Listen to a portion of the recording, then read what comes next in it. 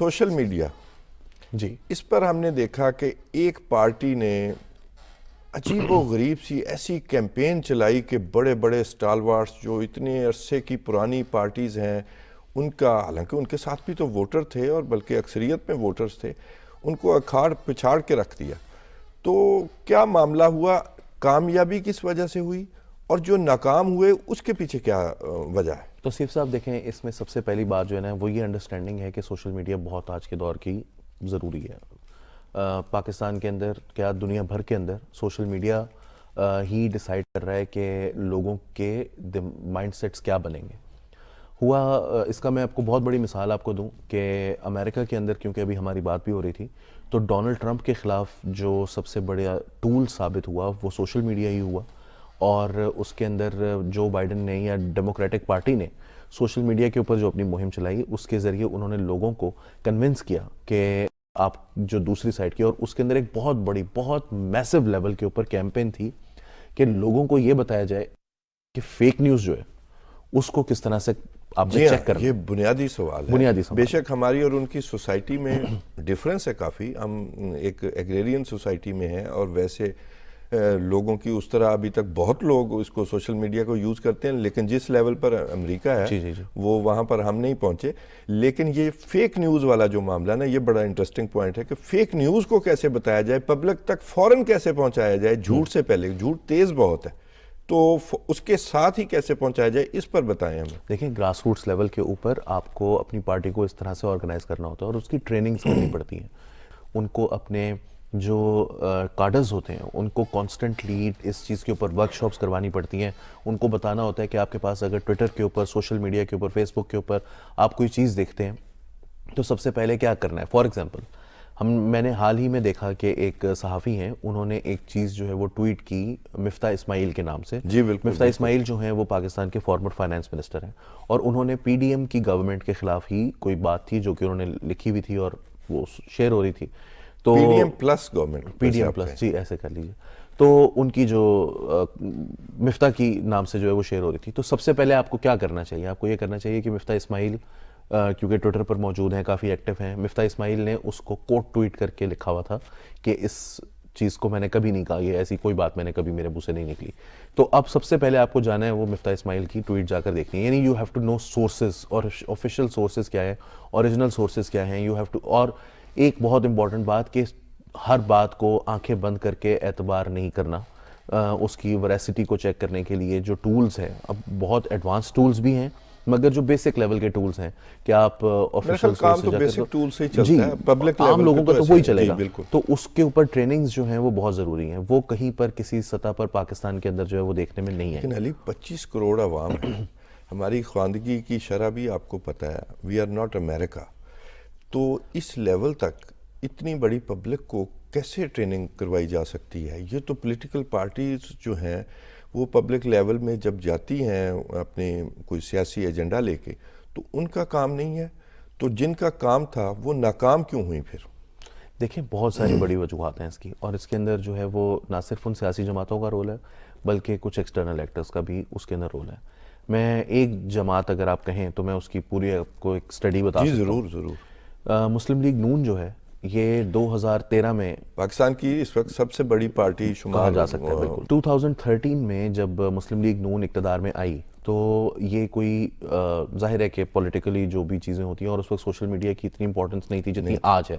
لیکن ایک پارٹی کو پتا تھا کہ مستقبل میں اسی سوشل میڈیا کی بہت امپورٹنس ہو جائے گی. جی، لیکن دوسری پارٹی کو بھی پتا تھا. دیکھیے، جب 30 اکتوبر 2011 کو ایک جلسہ ہوا تھا لاہور کے اندر بہت بڑا، تو اس سے پہلے سے وہ پارٹی سوشل میڈیا پر ایکٹیو تھی. 2007-8 سے جب فیس بک ایگزسٹ نہیں کرتی تھی مگر چھوٹے چھوٹے پلیٹ فارمز ایگزسٹ کرتے تھے، وہاں کوشش کی جا رہی تھی، ای میل مارکیٹنگ کی جا رہی تھی. ایون سمپل میسیجز کے ذریعے لوگوں کو گالیاں بھی دلوائی جاتی تھی. یہ بھی ہوتا تھا، ہم نے تو یہ بھی دیکھا.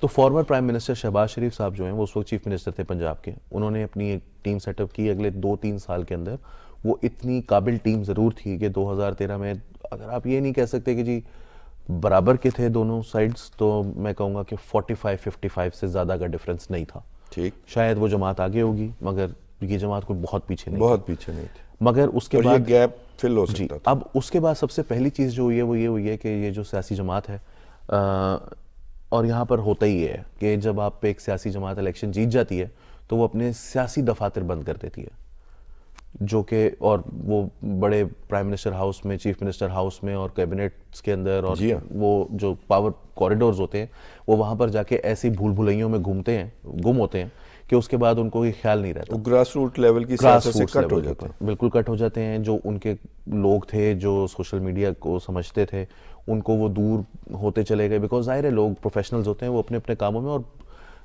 سیاسی جماعتوں کے ساتھ تو نارملی لوگ والنٹیرلی کام کر رہے ہوتے ہیں، جو زیادہ تر کام ہوتا ہے. میں اگر ایک ہمارا پروفیشنل ٹریڈیشن یہی ہے. جی، میں اگر ایک پروفیشنل ہوں اور مجھے کہیں سے اچھی تنخواہ مل رہی ہوگی تو میں بیٹھا تو نہیں رہوں گا کہ میں جی صرف ایک آدھ جماعت ہوتی تھی اس سے پہلے جو کہ اپنے کارکنوں کو تنخواہ دیتی تھی، ایک ہی جماعت، باقی کوئی نہیں، تو باقی کوئی نہیں دیتا. اچھا، پھر اس کے بعد اگلا سٹیپ جو تھا وہ 2017 آنورڈز ہم نے دیکھا کہ بڑی تعداد میں بند کروائے گئے پیجز.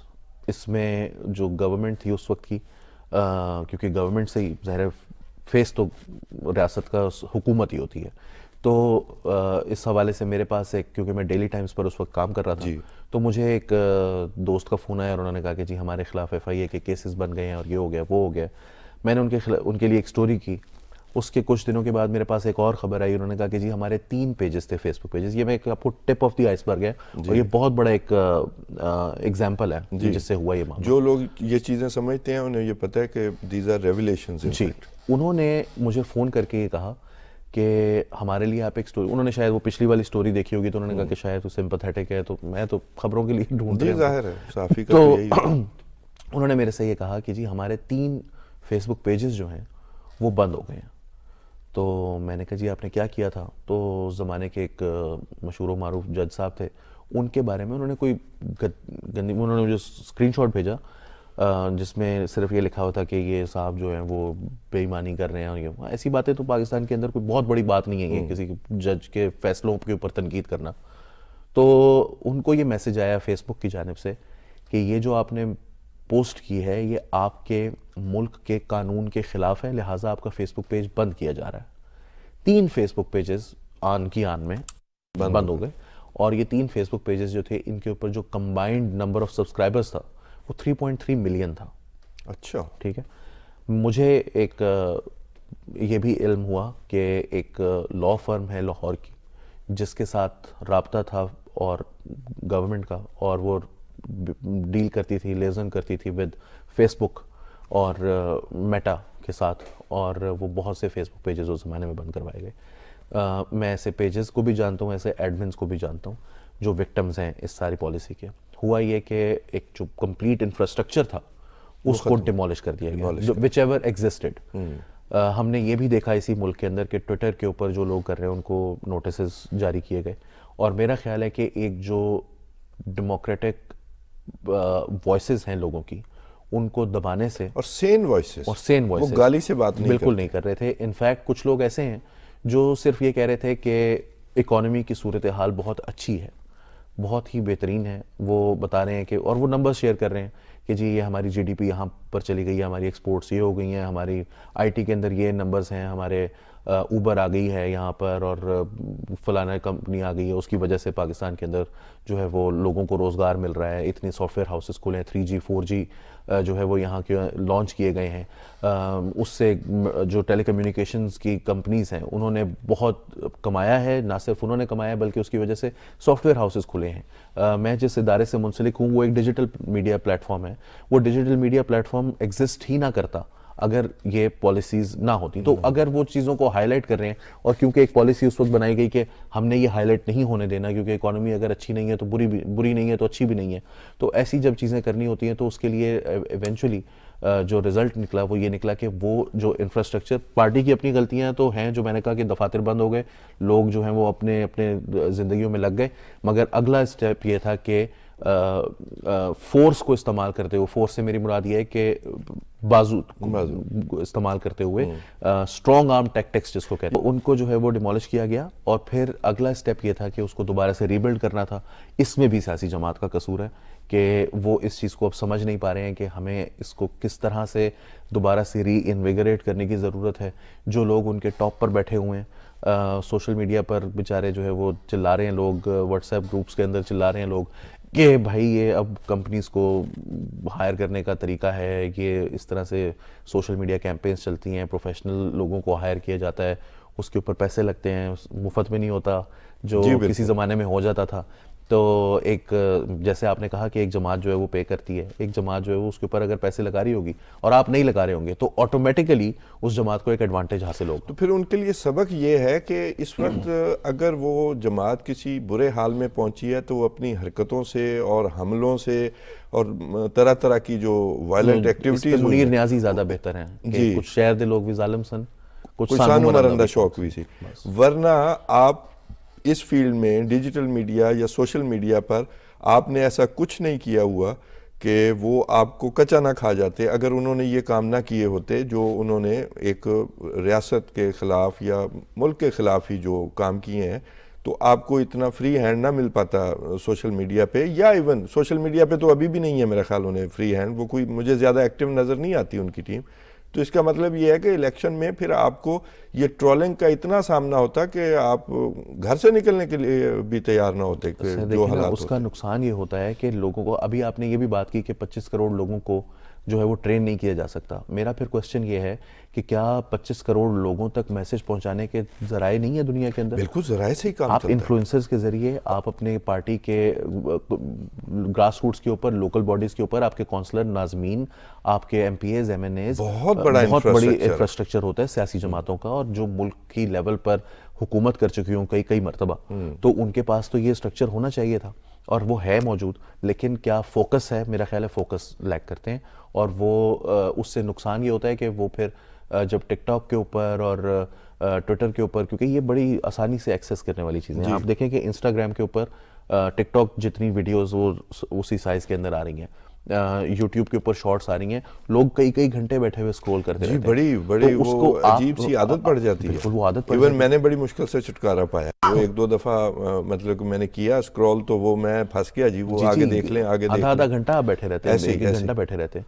تو وہ بہت ایکسیسیبل ہے, انٹرنیٹ پیکیجز ہیں جو کہ ہونے چاہیے, وہ بہت اچھی بات ہے کہ وہ ہے, مگر آپ کسی چیز کی ایکسیس بند کر کے 21ویں صدی میں نہیں چل سکتے. آپ اس کے جھوٹ کے مقابلے میں سچ تو لے کے آئیں, اور اسی رفتار سے لے کے آئیں.